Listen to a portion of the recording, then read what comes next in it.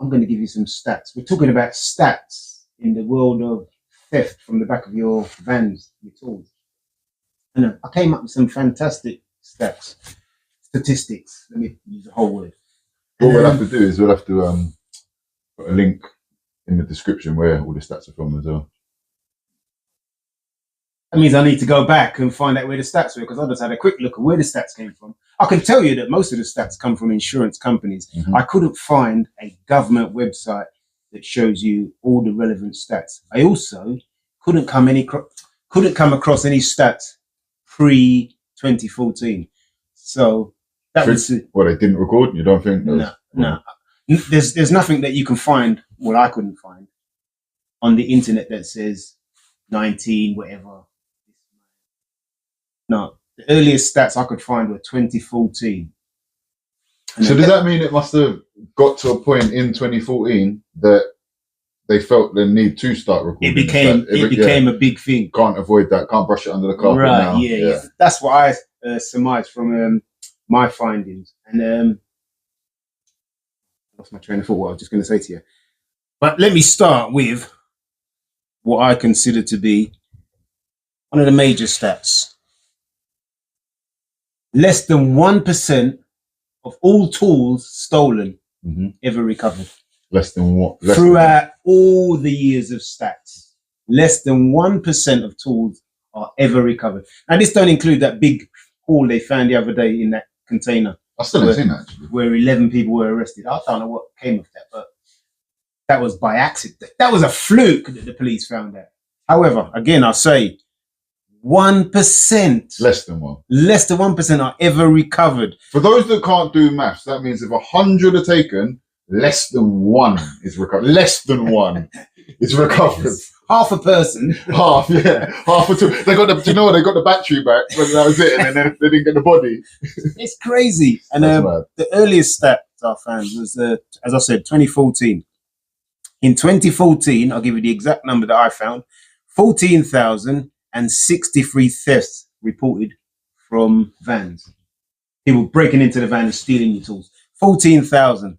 Key word is reported. Yeah, and that's reported. Yeah, because how many times do people have things happen and don't bother reporting it? Because people are going to start learning that report it, crime number, call insurance, no payout. Whether you get a crime number or anything is the first thing, and then no payout. People are going to start learning there's no point and not report it. It can be a waste of time. And then right now, 2016, there's a jump.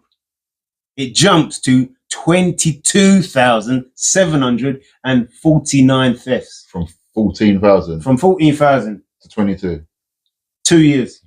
Barely 2 years. It's jumped. And I think that is because criminals now know police ain't going to do anything about it. Nothing's going to happen. So it just intensifies, because I myself, I've been in, I remember once I was in B&Q in Beckton. Come out and I'm walking back to my van, and I could see a van near my van, and it was swaying. So as I walked to the side of it, I see these geezers ripping the door open, rummaging inside, jumped in their motor and took off. I thought, what the hell? It was that quick. You just see the van over there. You know, you're walking by, minding your own business, and then you look round and you think, what? It's gone. They're learning how easy it is, and even if you get caught, which you probably won't, there's barely any punishment. It doesn't seem like there's any punishment. Right now, risk and reward, isn't it? To them, it is worth the reward. Risk. Yeah, it is worth. Way outweighs the risk. All right, now let me just jump straight to 2023. How many did I say for 2016? What have we gone? We've gone from 14 to 22. Right. In 2023. Hang on, let me guess. Hang on. What's it? 14,000 to 22,000. What's the year? What's the gap now? It's 7-year gap. A 7-year gap from 22. 6-year gap. It's on 34 now. 44,514. That was last year. Wait. That was last year. That's not this year. That was last year. 14 to 22 to 44. Yeah. So it doubled. It's doubled. Yes. It's 44,000 thefts. And remember, I said less than 1% are recovered. Another stat to add to that, to burn you even more, 0.3% people ever convicted of anything. So a third of a person was in jail. They had the leg of a person in the docks. That was it. 0.3% of people are convicted. That's mad. It is worth the risk to go and try and break into someone's van. And the thing is, it doesn't matter day or night. It's worth the risk for the criminals. Yeah. So you ain't got one for the ones that do get convicted. What a sentence actually is. No.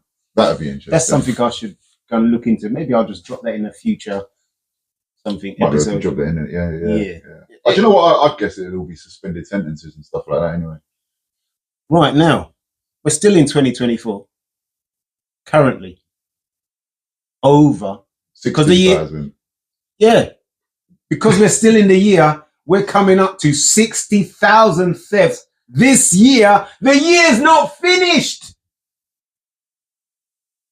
The year's not done. We started at 14,000. Now we're on over 60,000. Listen, remember I said pre-2014, they didn't even have statistics for it because it was a crime, obviously. It happened, obviously, but not to the extent that it was worthwhile keeping a record.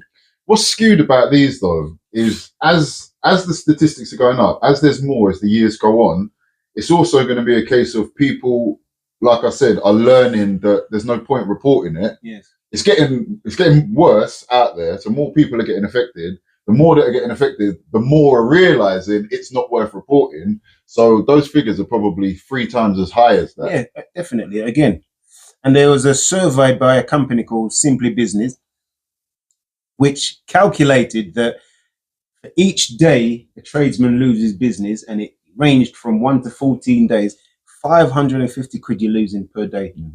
Per day that you're out of business. This don't even include you having to buy back your own tools. Well, not buy back your own tools because it's not like you're buying it from the criminals. But I did say, you criminals out there, you might as well just do a little, kidnapping your tools and ransom, because I would rather buy my tools back than have to go back to the shop and buy brand new tools. So maybe you should do a ransom kind of, let's start a new criminal trend. You might as well. Yeah, that's what we're saying. I'll bargain with the criminals and get me tools back. Yeah. It's getting ridiculous. We'll probably pay more for them than you get down the car boot as well. It's crazy, yeah. And on average, 14 days each trade person loses. So you're losing 14 days of work every time a crime happens to you.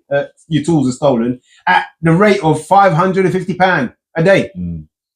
Plus your tools are stolen. Plus you've got to pay for the repair of your vehicle. Do you know, it'd be interesting to know as well how many of these people are self-employed, because that's different. When your tools get taken and you work for a big firm or whatever, it's not really down to you to even replace them, even whether you have to or not. The firm is going to replace them. How many of these tradesmen, how many of those 60-odd thousand are self-employed?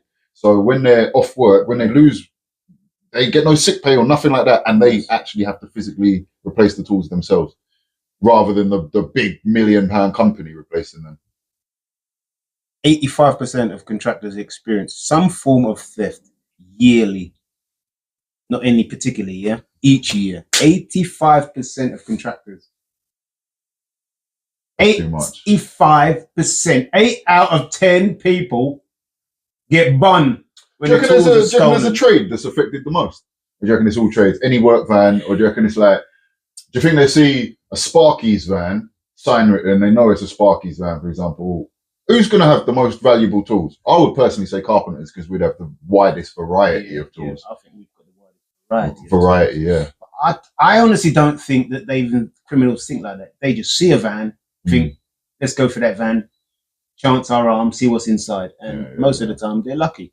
It's full of tools. So then they just cripple you.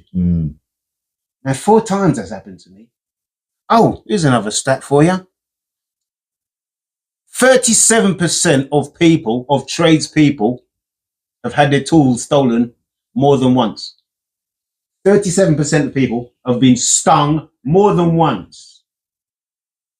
4% of tradespeople, I don't even want to read this one, have been stung more than 4 times. So I'm in that category. I'm in the 4% tradespeople. Yeah. It's amazing. And I'll tell you what. These are crazy numbers. These are crazy numbers. It is. And nothing's happening about it. It's no wonder that they're having that group of, I don't know, I forgot the name of the group. Now would have been a great time to promote their name. The van drivers who are now going down Parliament, they're going to do it yearly, and they're going to drive around Parliament, around by Big Ben, and just drive slow. Next year, I'm involved. Yeah. I'm involved, fellas. I'm coming. Yeah. I'm going to get a lad, oi! What do you call him? Speaker, speakerphone thing. I'm going to wire one into my van. Oi! We're here because we're here. I'd have gone to that, but I didn't hear us. I found out about it once I saw the videos. So. I think it was 300 vans that went the last time. Should do that more than once a year, though. That should be monthly. Every weekend, every Saturday. It's going to be big. It's going to happen again next year when they go and they drive around. They just block up the West End. Mm-hmm. You've got all these people who go out and they sit in the roads, and then, but there's no actual. I understand why they're doing what they're doing because they think they're saving us for the future. I don't get it. But the thing is about what's happening with us is happening to us today, now. Here and now. It's the now when we're being affected. Mm-hmm. So you people that go out and sit in the road because of your oil, that's one thing. But that's going to be an effect on us in the future. Loads of people have too many problems today rather than they worrying about the future. Whereas the tools being stolen is today. No, it's affecting now. Those oil people, I saw one video. It made me laugh. There was outside some refinery, whatever, and they was blocking a truck coming out, a truck full of oil, and doing their protest. It was cooking oil. I think I saw that one. When the geezer sitting on the top of the truck or something. He's on the top of it, isn't he? Cooking oil, black. Oh, these people. Okay. Give me some mad stats, you know. Yeah, no, that's crazy. I didn't go too deep into the stats. Those were the ones that really jumped out at me the most. And I did have to do a little bit of search because there is, as I said, there's no one place you can go to find all your statistics. Yeah. And you're going to find the bulk of your stats, anything to do with insurance companies. That's where the bulk of them come from. You got one for payout? What's the statistics with payout? Oh, payout. Where is it gone? Yeah. Average cost each person £750 to £4,500. That's the sort of money that people have to pay out. Each person, that is. And what about insurance? What is the stats of insurance paying out on someone that's been affected? Based on what happened to me, I would say it's a top end because mine cost to repair my van, etc., was 5,500 and change. That's a quarter of the cost of my van. Yeah, that's how much it cost. Because when they broke into my van recently, they drilled into the door, so I had to have a new door. But it wasn't just the fact that I had a new door; they had to put my chub lock back in my new door. Yeah. And then they spray, because it's a blank door, no color. Yeah. They spray it, and they literally just switch it over. I don't like this door as much as I can feel it's a different door. Yeah, I know it's a different door. Don't think that's a placebo thing? Nah, it's not nothing placebo about it. Me know, them broke my door. My door mash up, and it's not the same door. Is it not just heavier because it's got the plates on it now? Is that not what it is? It's a different door. Actually, I hadn't thought about it. No, it's not the plate. Because like even on the runners, it doesn't run like it's nice. Yeah. It's a new door, but anyway, that's my door. Yeah.